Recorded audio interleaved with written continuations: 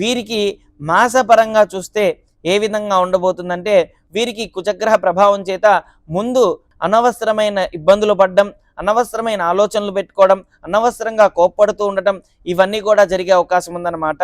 అదేంటంటే మీకు తెలిసి కానీ తెలియక కానీ రుణ బాధ ఎక్కువ అవుతుంది, క్రోధం ఎక్కువ అవుతుంది, రుణ సంబంధమైన రోగం ఎక్కువ అవుతుంది, అనవసరమైన మాటల్లో చర్చ ఎక్కువ అవుతుంది అనమాట. ఒకటికి 2 సార్లుగా చర్చలు పెట్టాల్సి వస్తూ ఉంటుందన్నమాట. కాబట్టి చాలా జాగ్రత్తగా ఆచితూచి అడుగేస్తే మంచిదన్నమాట. అదేవిధంగా మంచి యోగదాయకంగా ఉంటుంది. ఎవరు ఏంటి అనేది తెలుసుకుంటారు.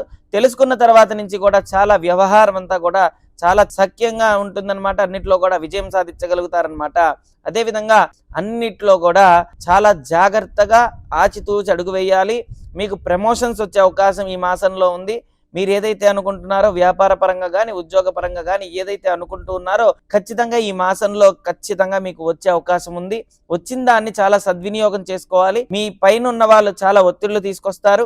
ఉద్యోగస్తులైతే ఉద్యోగస్తులు మరి చాలా మంది కూడా ఇబ్బంది పడే అవకాశం ఉంది. కాబట్టి ఒకటికి 2 సార్లుగా ఆలోచించి అడుగు వేయండి.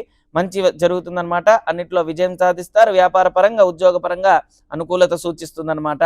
అదేవిధంగా అన్నిట్లో కూడా విజయం సాధిస్తారు. ఎందుకంటే గ్రహస్థితులు మారుతూ ఉన్నాయి, మంచి యోగదాయకంగా ఉన్నాయి. శుక్ర శని కలయికతో ఉండటం వల్ల అన్నిట్లో కూడా విజయం సాధిస్తారు. ధన సమృద్ధిగా సంపాదన పెరుగుతుంది. వ్యాపార రంగంగా ఉద్యోగ రంగం వారికి ఖచ్చితంగా కూడా అన్నిట్లో అనుకూలత సూచిస్తుందన్నమాట.